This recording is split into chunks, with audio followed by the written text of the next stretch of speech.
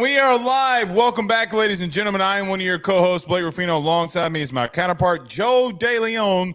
Good evening, good sir. Blake, I'm so goddamn hot in this freaking house right now. Look, I know that yesterday you before the show you were giving me a hard time for complaining about the heat. I was giving you a pep talk. It was a pep talk. There is like a 50-50 shot halfway through this show I take my shirt off. I'm just giving you the warning. I have been suffering in this heat all day. Those small little red pubic chest hairs. Nah, I look great, man. Then it's not red. It's black. All my body hair is for some reason really dark.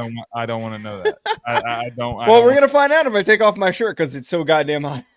I think it's funny. Like it's like people in the South trying to complain to people up north about the winter.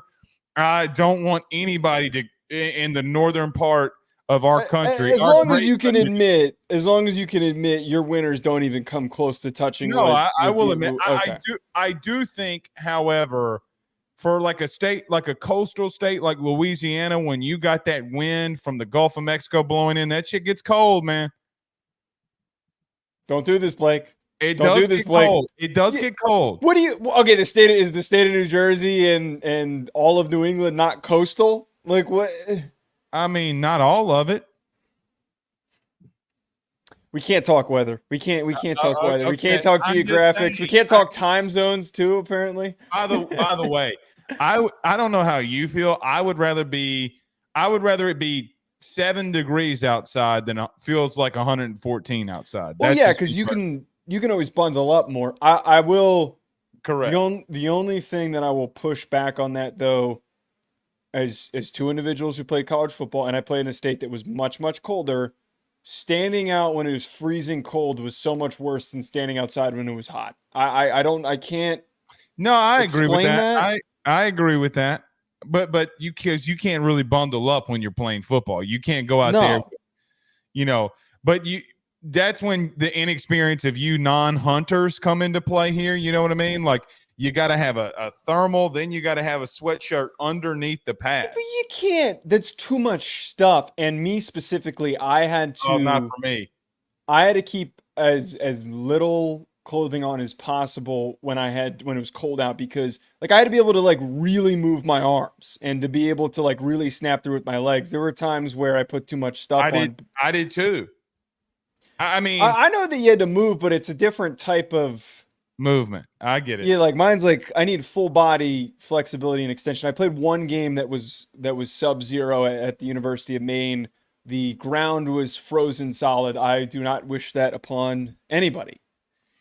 This is going to be such a bad transition. I wish you could have let me in there. But know who's not ice cold in recruiting? Rutgers.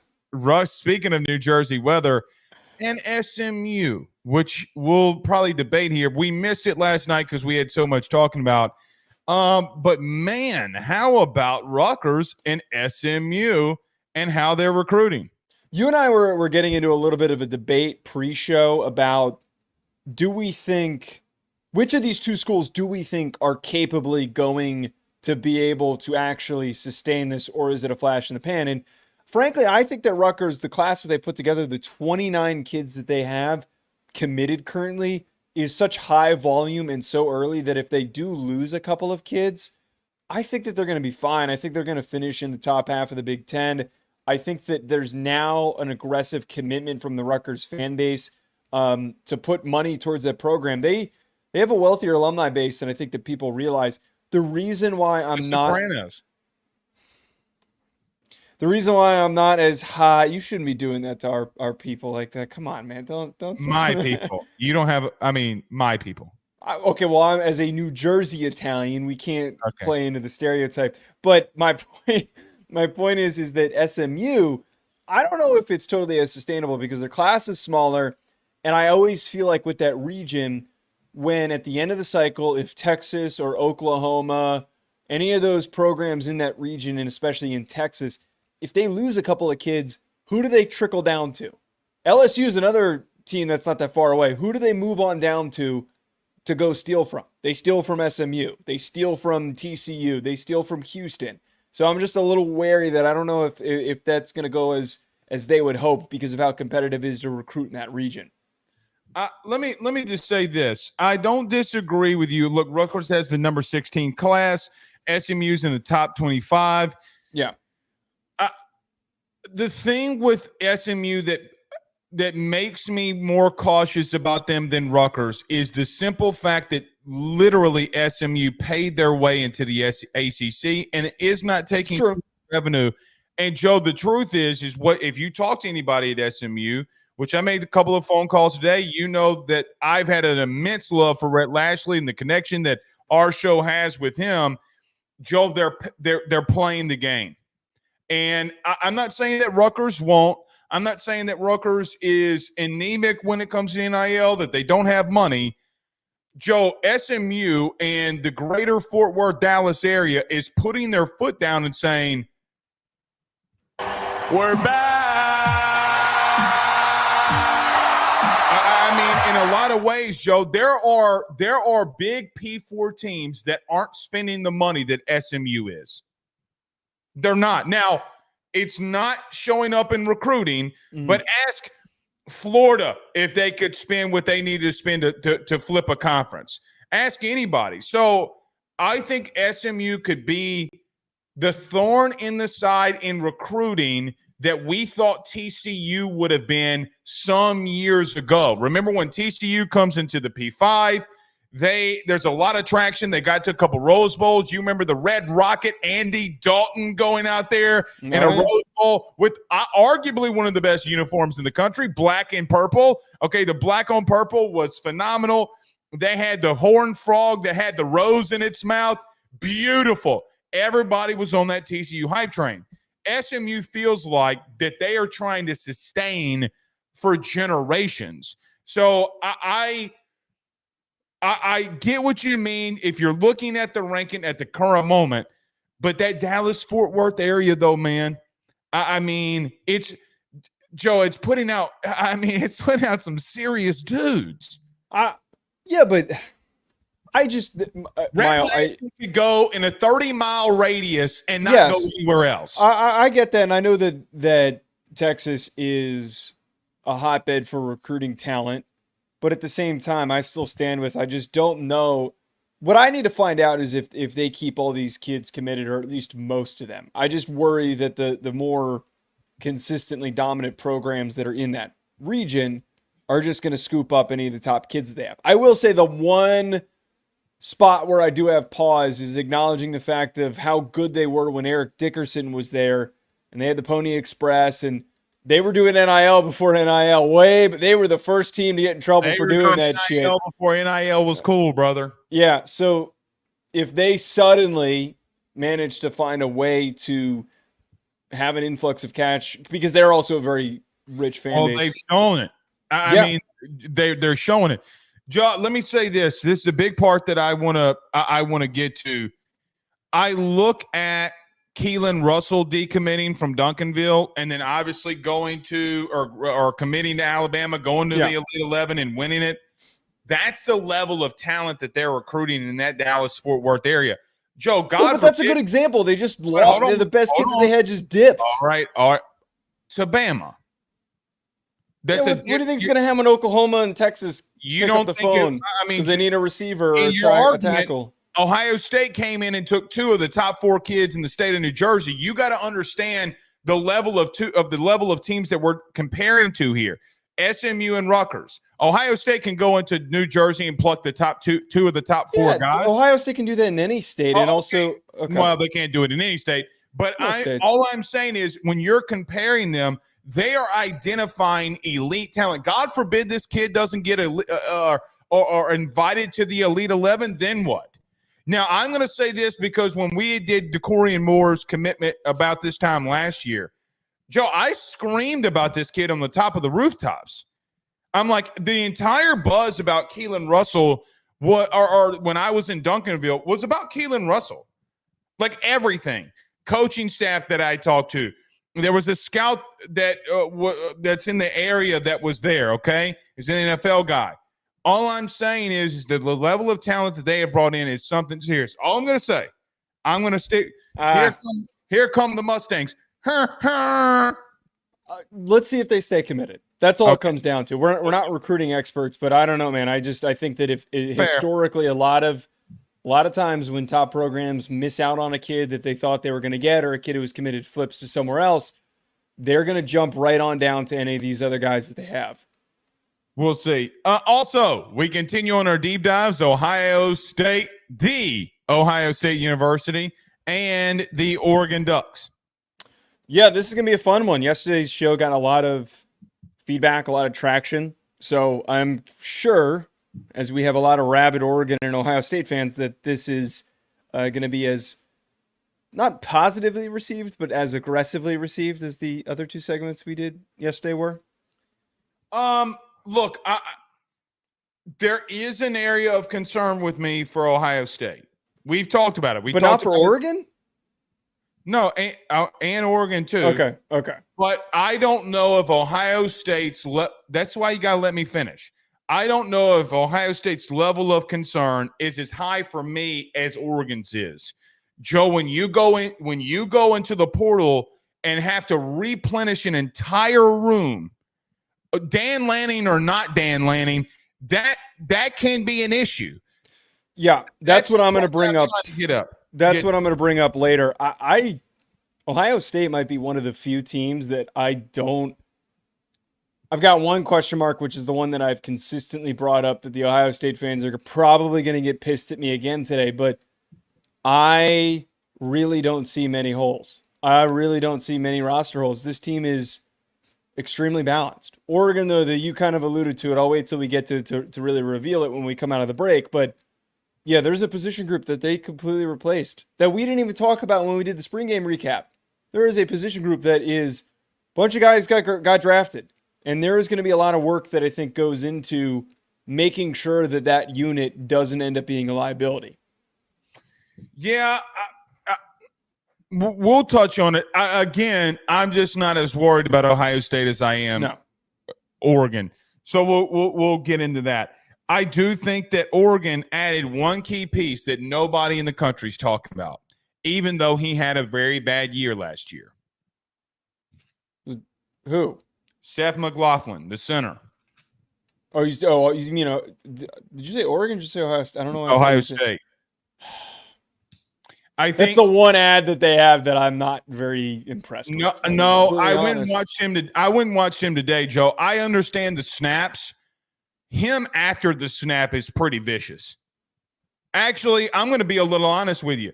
As someone who played that position, I don't know if I would say he's one of the top 3 centers in the country. Okay, that's a complete overreaction. No, he's not. No, it's not. There are better center. There are better centers in college football than it. I'm not off the top of my head. I hate when you do don't pull the bullshit that people do. Name them. I don't know off the top of my head, but Seth McLaughlin was extremely inconsistent last year. At snapping. Extremely. Not just at snapping. He was an inconsistent blocker as well. There were games where he didn't play that cleanly. Last year. He's playing center. It's very hard to give up sacks at center. How many times are you double teaming at center? Quite often. Probably like 98%. That's why I never gave up a sack. Exactly the point. So he's going to get buoyed by the fact that he's got Booker right next to him. All right. I don't know, dude. I don't hate the ad, but I just don't know if that's at the end of the year. You're going to come in here and say, Joe, I don't come at you and talk about long snapping. Which, by the way, speaking of special teams, did you see all the hate we got from the Miami people about not talking about special teams? Wait, really? Yeah, I commented on every single one of them. Y'all didn't talk about the kicker. And I'm like, we're putting you in the playoffs and you're wanting to talk about your kicker? Look, as a former specialist, don't y'all miss me with that shit. I don't. What? Miami. How did we get here? Get here? That's how we got here. All right. Hit the ad break. I need a breath. We got to get rolling. Everybody do us a favor. Hit the like and share if you're on Facebook, all the groups, all your social media pages. You're watching this on YouTube. Hit that subscribe button. Joe coming up on 7K subscribers on the tube. So hit that subscribe button and notification bell wherever you listen to podcasts, rate, review, and subscribe. We break down Ohio State and Oregon. We do that next. Stay with us. BetOnline is the fastest and easiest way for you to wager on all of your favorite sports, contests, events with the first-to-market odds and lines. Find reviews for all the news for each league, including Major League Baseball, NFL, NBA, NHL, combat sports, college sports, esports, and even golf. BetOnline continues to be the top online resource for all of your sports information for live in-game betting, props, and futures. Head on over to BetOnline today and use your mobile device to join and make your first sports bet. Use our promo code BELIEVE50, that's BELIEVE50, BLEAV 50, to receive your 50% off welcome bonus on your first deposit. That's betonline.ag, betonline.ag. All right. Joe, zero time to waste here because I think that both of these segments are going to be absolutely electric. Mm-hmm. Joe, Urban Meyer came out a while back and said that the Ohio State University might be the most talented roster that maybe college football has ever seen. It came back. They were like, oh, he's overreacting. He's being a homer. But then you really look at this team and start asking questions. Just how good can Ohio State be? Is Urban Meyer wrong? Now, I don't necessarily agree with them being one of the best rosters ever. That I think you got to go out there and prove it before those kinds of things can be said. However, Joe, there's just not a lot of holes on this team. The talent level that is on this team is absolutely ridiculous. And I think I got to be honest, if they're not preseason number 2 behind Georgia, I'm sorry. You could put them at preseason number 1 for me. If we're being honest, they might be the top team in the land.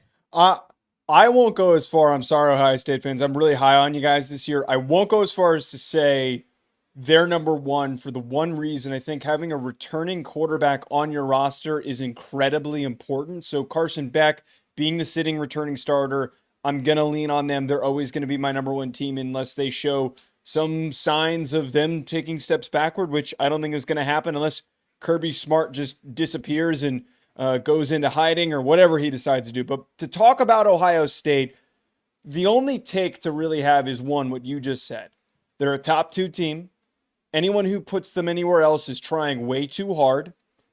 But most importantly, we commended Michigan last year, the entire media, for the way that they brought everybody back, that they committed in NIL. They brought back all of their top playmakers, Blake Corum, important offensive linemen like Zach Zinter, good, important defensive line pieces came back, their linebacking core, Junior Colson, all of these experienced, dominant athletes at Michigan came back. And this is your rival in Ohio State, and you realized instead of trying to go in other directions, why not try to replicate what Michigan just did? Michigan, as we did their preview, it's going to take them some time to get back to where they need to be, as they had a massive, massive roster turnover. But Ohio State barely lost anybody, especially to the draft. Albeit that they lost Marvin Harrison Jr., their receiving room feels deeper. It feels more balanced as young guys are going to be stepping up. I'm curious to see what Carnell Tate does. Jeremiah Smith could be really exciting and fun to watch. Their running back duo is the best in the country without debate between Quinshon Judkins and Travion Henderson. And I really think that their offensive line with John Fryer, I think, is an underrated right tackle that they have. And I'm a big fan of Donovan Jackson as one of my top interior offensive linemen in the country and also for the 2025 NFL Draft. This group of players that they have front to back is one of the deepest in the country, if not the deepest in the country. And they have so much premier talent at the top that there shouldn't be any debate. I know we're going to get to in a second, Blake, talking about what is going to happen when these two teams face with Oregon and Ohio State. But right now, I feel pretty confident that Ohio State is the second best team in the country. Basically, this all comes down to Will Howard, and I don't want to get back in the debate with you. We've had so many conversations about him. I personally think he's going to be more than serviceable. I think he's good enough to be the quarterback to lead them to a national title. That's me, okay? Because I don't believe that you need a game changer there when you win. Joe, when you have, literally, to win a title, you need a returning quarterback. I'm sorry, you need a returning quarterback. I'm not saying that you don't. I'm not saying that you don't. Okay. However, All I'm saying is it's not like Will Howard doesn't have 792 passing attempts on his career. Okay, but wait. This has been my whole point with Will Howard is he's fine.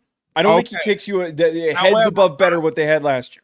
I don't agree with the just overall notion that you have to be spectacular at the position when you have that much talent around you. You don't have to be spectacular at the position, but having a returning starter is important. Not where I'm trying to I get that. Not where I'm trying to go. Okay. But all I am saying is that's the question mark that everybody has. And by the way, if Will Howard is your biggest question mark, I got a news flash for you. He's not a bad quarterback. Like at all. So when I hear people talk about him, I just say, okay, you're talking about him as if the kid just sucks. No, that's not even remotely true. That's how it comes off when everybody says you need a returning quarterback to win it all. Okay, that's fine. That is what history has shown us the last couple of years. Actually, that's not true because Stetson Bennett did it. Now, I understand that Stetson Bennett was a first-time starter when he won Georgia's first national championship. But he had already been on the roster. There are. I get what you're saying, but that is CBS Sports did an article though in like the last 10 years. I think almost every single year there were a couple exceptions where returning head coach, offensive coordinator, defensive coordinator, and quarterback. So again, we talked about Miami. Me talking about cohesion being a big deal. I do agree that cohesion could be interesting here. How does things play out with Chip Kelly and Ryan Day? Are they on the same? There's so many things that they have to figure out. I agree with you. But, Joe, when I look at their schedule, they have Akron, Western Michigan, Marshall, and at Michigan State. They have 4 games, pretty much an old NFL preseason to figure it out. And they will figure it out. Their schedule in the front part of this is so light, Joe, they could figure things out during games and run shit to see what works because the first 3 teams that they play are dog water. Okay, like let's just get that out of the way. So I understand that you're talking about cohesion. They don't play anybody in the top that could threaten them. Nobody. I look at what they brought in Will Howard, Quinshon Judkins, and Caleb Downs. I think they brought in the Kyrmack kid from Ohio, the tight end, who might be serviceable, could be serviceable, and then everything that they have returning. So I just don't know offensively if there are holes. Like, I don't. Will Howard, okay, whatever, but wait. I need to cut you off. We got to stop doing this. Like, you're framing me up. Seriously, like you're framing me up like I'm saying that Will Howard sucks. I've never said on here that Will Howard sucks. All I have pointed out is that there is not much of a gap between him and Kyle McCord. This is not an improvement that takes them over the top. This is one that keeps them trending in a forward direction. And this is all I've been trying to say. He's not a game changer. He is a good quarterback who has started football games. So we got to stop acting like I said the kid sucks. Those words never came out of my mouth, Blake. You just said that I thought he was a hole. I don't think that he's a roster hole. I didn't say you. I said you just did. No, I didn't. Go back. You just said they might not have holes, and then you said, "Well, you brought up Will Howard." Said I'm basically was coming in here conceding. If you think that he could be an issue, I'm fine with that. But Joe, everywhere else offensively, I don't think that they have holes. Now, their interior of their offensive line did scare me in that spring game, especially at left guard. Isn't Donovan Jackson their left guard? Or right guard, whichever one it was. Whichever the interior pressure that we came in here during the spring game said, oh, shit, they were giving up too much pressure. Look, I'm not worried about look, this all comes down to what I think with this team. I'm really not worried about – we're doing the same thing that we did yesterday that you and I started yelling about with Alabama. Is it a guy got pushed around a couple reps because he was going up against Tyleik Williams in a ridiculous defensive line, or was it because the kid actually isn't good? Well, I think that plays more to how talented and gifted their defensive line is, and why I'm really confident in Ohio State, though, to move this conversation along. Defensively, they're going to be able to lean on that side of the football. If there is any slow steps towards figuring out who are the playmakers, outside of Emeka Egbuka, which they don't even need time to figure that out. We know who the big names are. But if, say, they have a slow game offensively, they're going to be like Michigan's team last year, where their defensive line, their linebackers, their safeties, their corners. Every single one of those guys at all those position groups are top 10, top 15 in the country at their given position groups. That's why I have so much confidence in this Ohio State team. All right. We got some super chats flying in here. We'll get to them in just some at the end of the segment. Yeah. All right. Let me stay with me here until the end. If we're going to move to defense, what is Ohio State's goal this year? To win a national title. All right, to win a national title. And to beat Michigan. And to beat Michigan, which I think they're going to do. Joe, I think we talked about yesterday, stats could be deceiving. Last year, Ohio State's run defense was 27th in the country. Very good, right? Like when you look at them, that is very good.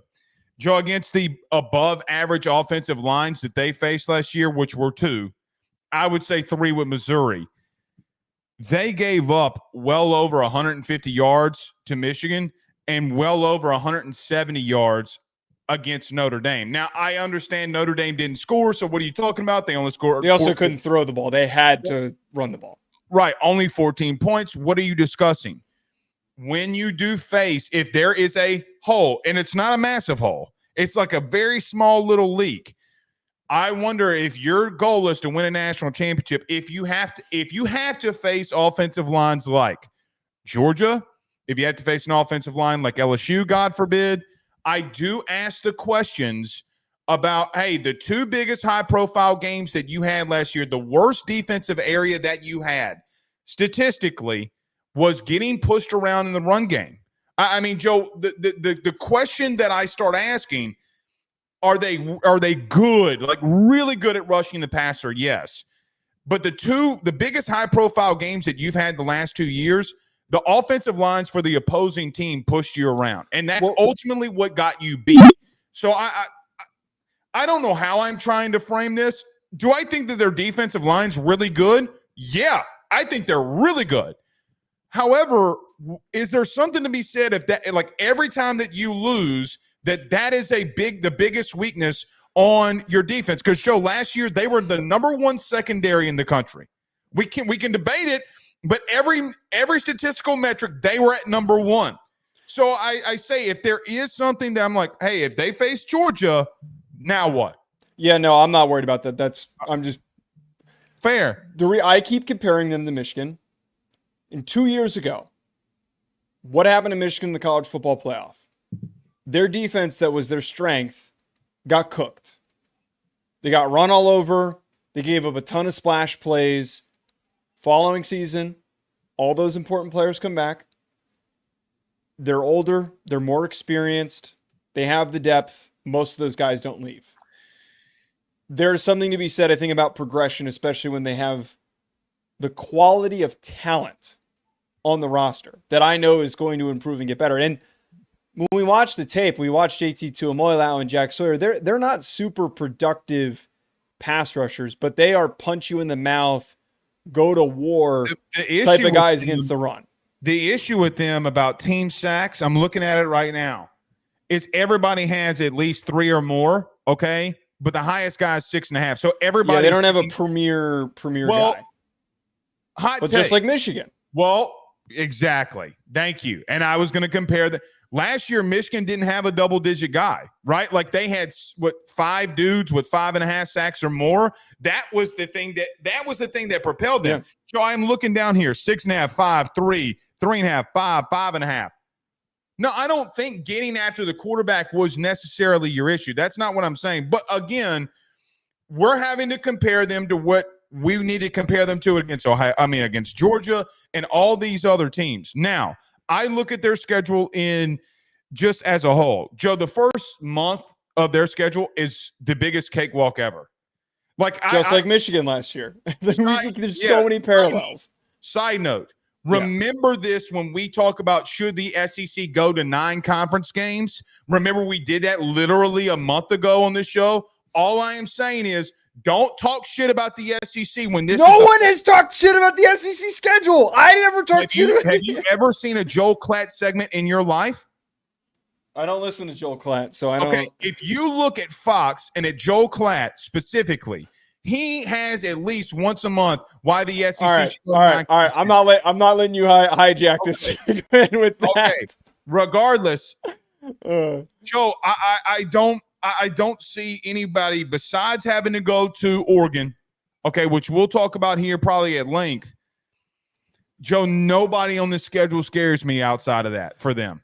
They have an incredibly favorable schedule, too, that I think sets them up. And I'm just going to come right out here and say it. I think they go 12-0. I think they run the table. I think that they win the Big Ten.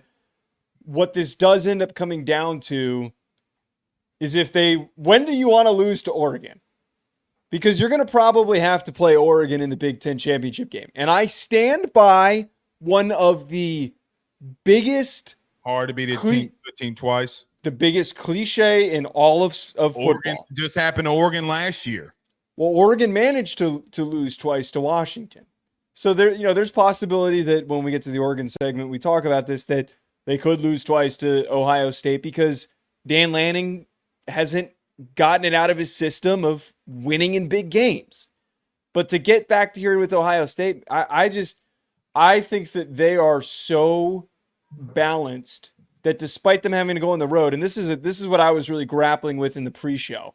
Like, I was really fighting with myself on, man, who the hell do I pick? Because you go to Oregon, but Ohio State's the slightly better team. So who wins in this matchup? I'm going with Ohio State right now. Maybe that changes mid-season, but I feel like Ohio State wins that matchup and they run the table and they go 12-0. All right, I'm going to save that for Oregon segment about that matchup. This is what I would say.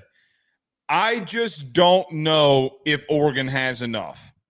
Like, I legitimately don't. I think that there's a big concern with them that people don't. I think they have a lot of talent, but we'll get to that in a minute. Joe, I think they run the table too. I think they go undefeated, and they are my Big Ten champions. I'm going to tell you this. Until Dan Lanning proves that he can win the big one for me, I do this for everybody. Everybody wants to do it for the coach that I cover every day. Mm-hmm. So let's do it for Dan. You just came off a very successful season. Very successful. 12-2 is nothing to sneeze at. But you got a lot of turnover and the things that you got to get corrected. I think at the end of this, it's going to be Ohio State and Georgia. Those are my two teams. And I think that they run the table. And I'm going to be honest. I don't know if that Michigan game doesn't get ugly. I mean, I don't think it's going to be a blowout because they've been lopsided lately, but they haven't been. We rarely get blowouts. These teams are too evenly matched for that Michigan-Ohio State game to become a blowout. I agree. But I really think it looks like last year's game.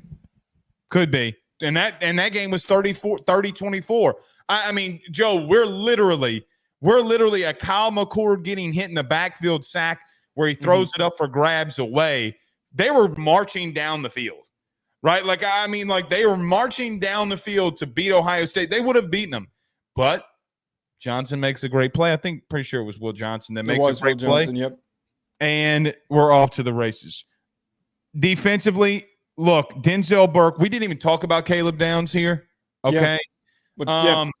Just very quickly, what I'd say on him, he's the best DB in my opinion in the country.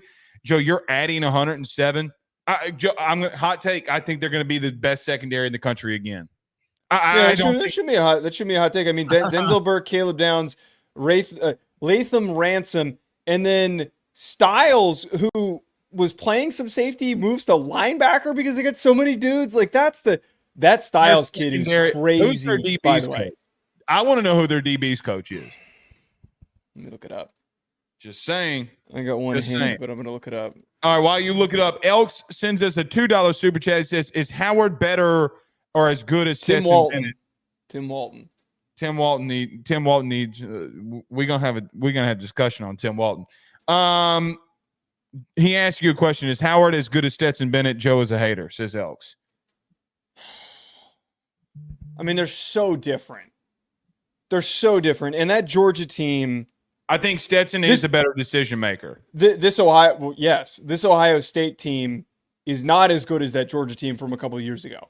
I'm sorry, but it's not. We got to be real with ourselves for a quick second. This Ohio State team is really freaking good. That is one of the greatest teams of all time, that Georgia team that we saw with Stetson. I mean, Ohio State fans will know that Stetson Bennett in the second half against him, that offense wasn't anything to sneeze at either. In 22.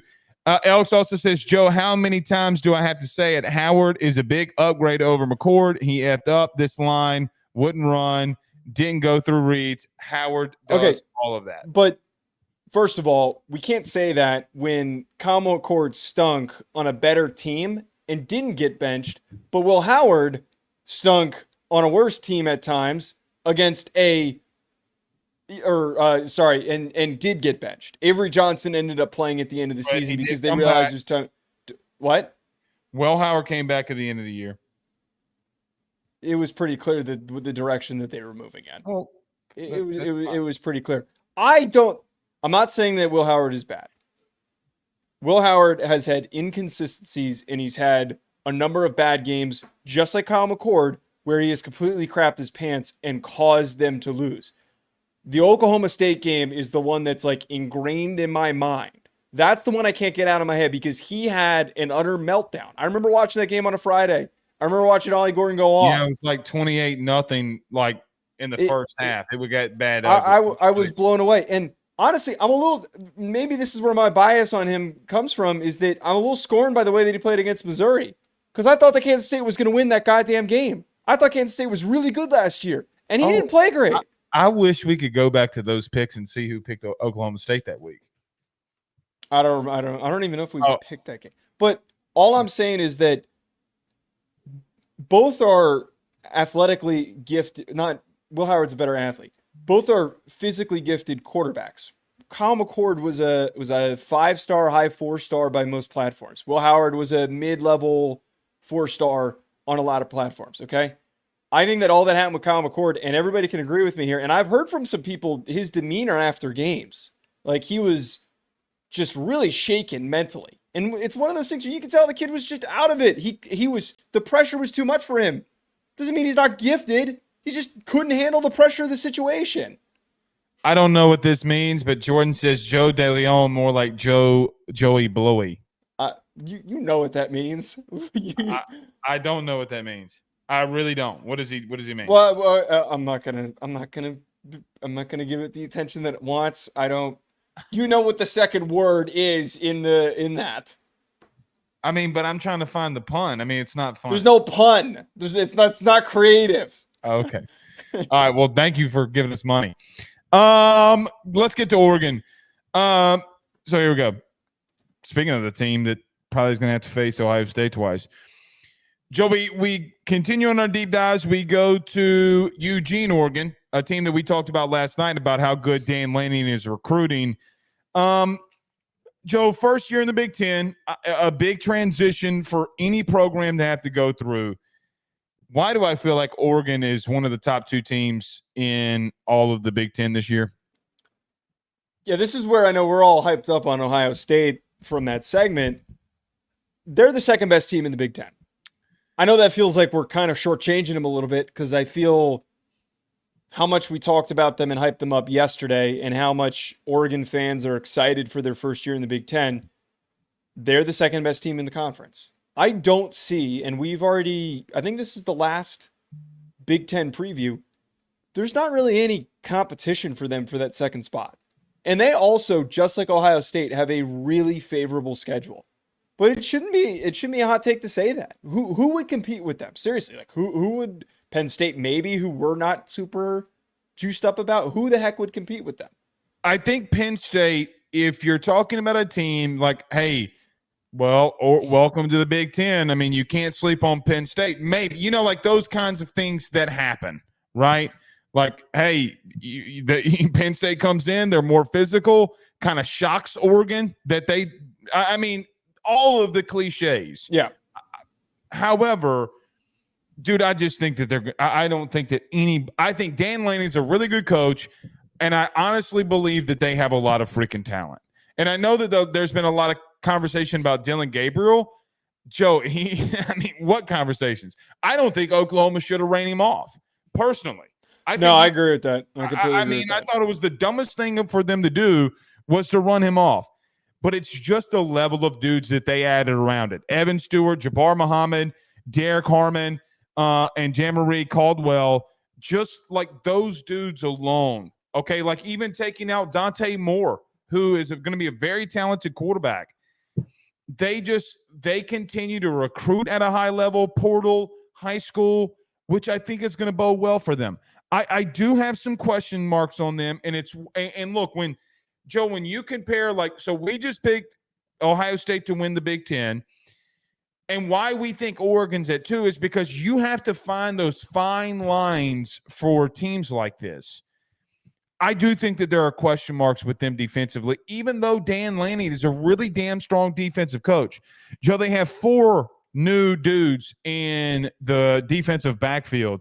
Jabbar Muhammad, Kobe Savage, Braden Johnson, and Cam Alexander are all going to be starters for them potentially, and they're coming back. That's a whole new secondary that you have to break into your system.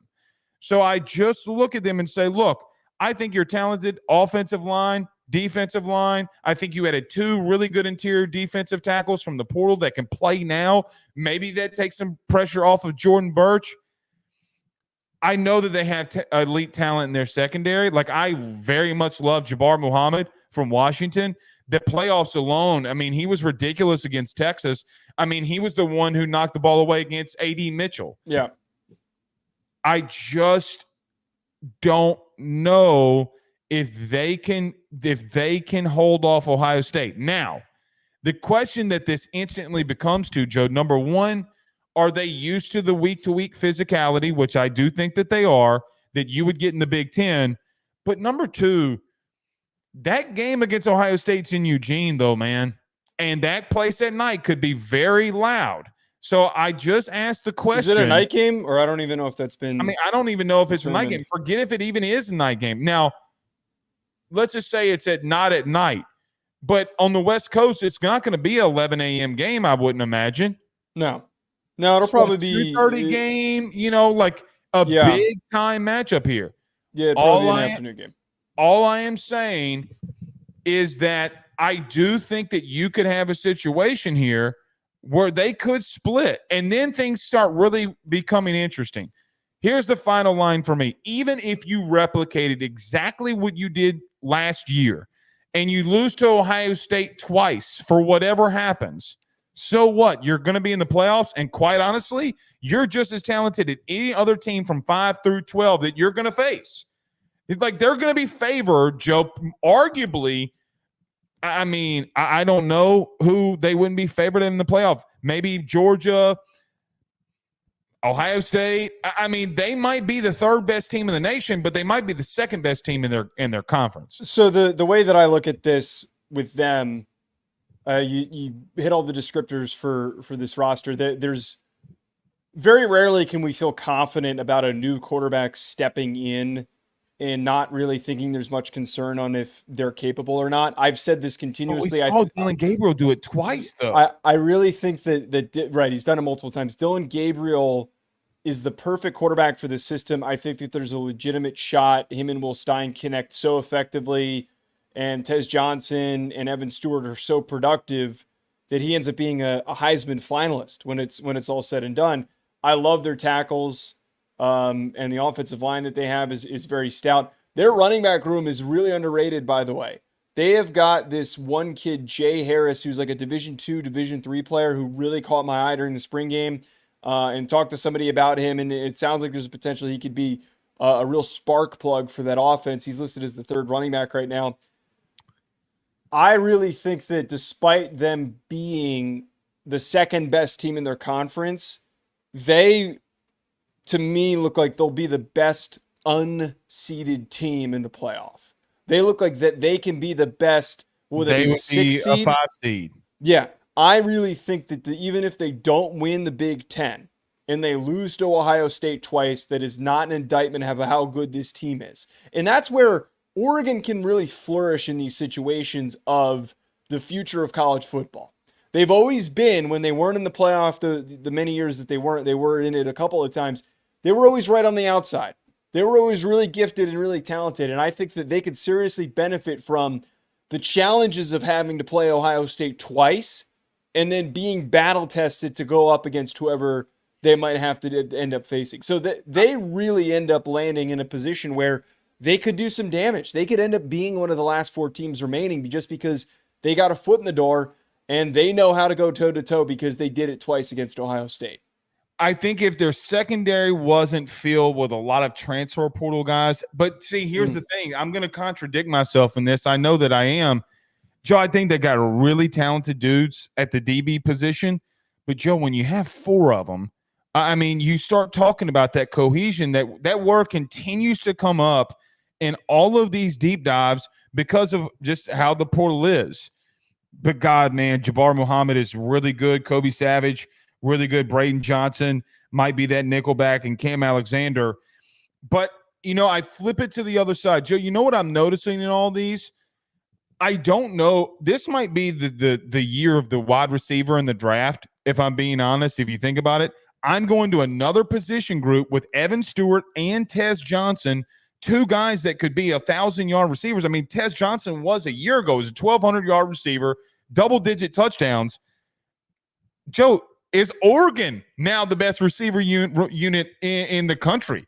I mean, like, Evan Stewart's a dude. Tez Johnson's a dude. Oh, and by the way, Trey, the Holden kid, I know that he only didn't have 500 yards, but 6 big TDs in crucial situations. Jordan James comes back, by the way, and had double-digit touchdowns there too. Man, this is going to be a really good unit in what they utilize, man. I think that, yeah, if we were to come up with who the best duo is at receiver right now, I think that Oregon does end up fitting that billing because of, like, they would be in the top 3. That's my point. Like, hey, man, you're going up against this is going to be the talk for me when we get to Oregon and Ohio State. Tez Johnson and Evan Stewart versus Burke and Downs. Yeah, you've got a former 5-star, and you've got one of the most underrated receivers. Aren't all of them former 5-stars? Tez Johnson's not a former 5-star. Okay. Evan Stewart obviously was a former 5-star. But you brought up the secondary a second ago. That's the one position group I'm a little bit unsure of. Not that I don't think that they can't be really good in their secondary, because the guys that they brought in were all pretty gifted. They were all pretty important players for their teams last year. Their defensive line's really freaking stout. Jordan Birch, and one player to watch, Mateo Uyunglele, DJU's little brother, correct, is a house. That kid is tough. He is physical. There's a real shot that he could explode onto the scene this year. He's projected to start right now as a true sophomore, and he got a ton of reps last year. But right now we are projected at both corner spots, at nickel and at safety, to have transfers coming in. It's not that I don't think that this group will be good, but as we have brought up with a lot of these teams, and as you have alluded to a second ago, it does need to be said that when you have this many dudes in a position group, one that requires a ton of communication, that requires a ton of awareness and feel for understanding of where everybody is. We're not talking about one corner and one safety, or 2 safeties and the corners are returning. All of these guys are all new, coming from somewhere else. The only guy that's coming back is Tysheem Johnson. That is the only guy that's returning, coming back. And look, he was one of their leading tacklers last year. He had 70 tackles, 4.5 tackles for loss, and 2 picks. I mean, Joe, could he be the anchor? Now, here's the question that I keep having in the back of my mind. Does that radio in the helmet help for a brand new unit where you can get things aligned? So, look, we'll see. I am pretty high on Oregon here, though, in reference to what all they've built there. Let me ask you the ultimate question here. What's going to be said about Dan Lanning if he doesn't win the Big Ten? So I don't think, because now there is going to be heavy. Let me put some context on this. Did you see today, now that everybody's comparing him to Kirby, everybody's like, stop comparing him. Like, it's all over social media today too. And I'm like, I don't know about all that. No, I didn't. Yeah, all over. I didn't end up catching that. Mm-hmm. The thing with if Dan Lanning doesn't win the Big Ten in his first year in the conference, I think there's going to be heavy overreaction to it.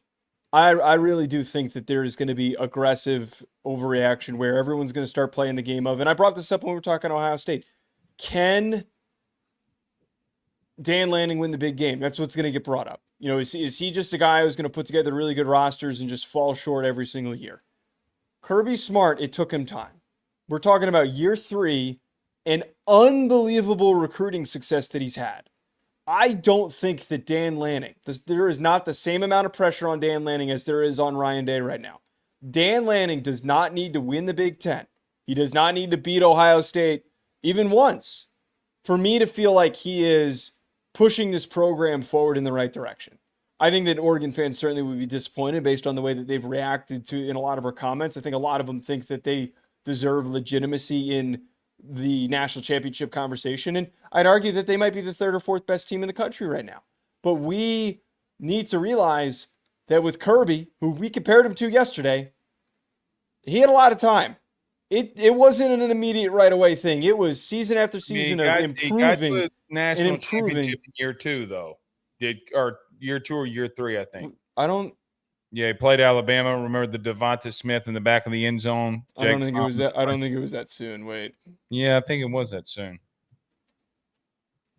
But before he won one, though, it still took him time before he was able to get there. Yeah, like 7 years. Wait, how do I pull up his record? I'm pretty sure like his year by year. So 2016. Yeah, 2017 they played for a national title. Why is Wikipedia so goddamn hard to read? Jesus Christ. Either way, Georgia fans, if you're in here, let us know. I see one. Either to your point, Joe, when you talk about that, they did the second year. They lost. Yeah, to Alabama, Devonta Smith game. Yeah. I do say this, Joe, and I don't want to get this. I don't want to say that their secondary isn't extremely talented. Joe, they brought in 4 really good players to be in their secondary. I just asked the question. Like, Joe, we didn't even talk about Jeremiah Smith in the Ohio State deep dive that we did. Like, that's not a fun unit to go up against. Can Kyle McCord get him the football is going to be a big question, too. So, I mean, there are question marks that need to be answered, and I think that Oregon is right there knocking on the door. When it comes to Dan, okay, I just don't think it's fair to say if he loses to what everybody has said might be one of the best rosters ever, I don't find that as a slight. Let me just say this too. I need more production. If we're talking about Oregon and defense, I need more production from Jordan Burch. 3 sacks is not enough to be the guy that you're projected to be. I mean, to be very blunt, I think he's been a player who's been a bit overhyped throughout his recruitment and his college just career. Not there, and that's the biggest thing is that he doesn't. I mean, 3 sacks, okay, is not anything to sneeze at. However, it's like you need more. Now, they do bring in Caldwell along the defensive line from Houston. They bring in Derek Harmon from Michigan State. A lot of people wanted Derek Harmon. He goes to Oregon. I don't know how much that helps Jordan Burch, but when you add really quality defensive linemen, everything helps. Well, they also lost Brandon Dorlus to the draft this past year, who was a guy that I really liked when I was doing, scouting for the 2024 class, and I was grading and ranking those guys. But I'm not really worried about his production because I just don't know if he's ever going to really get to where everyone thought he was supposed to be. He's just one of those dudes that's really physically gifted, but doesn't totally actualize it. Not trying to knock him too much, but the production kind of proves my point where he hasn't really brought it to fruition. It's in there somewhere. I'm really a lot higher on Uiagalelei, man. I really think that kid is going to turn some heads once he gets into a rhythm. He might be the real one.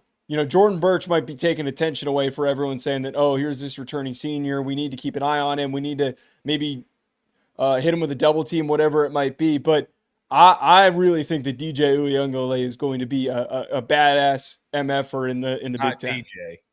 Sorry, Mateo. DJ is not a badass. Mateo is a badass. I mean, I don't think you would square up against DJ at a bar.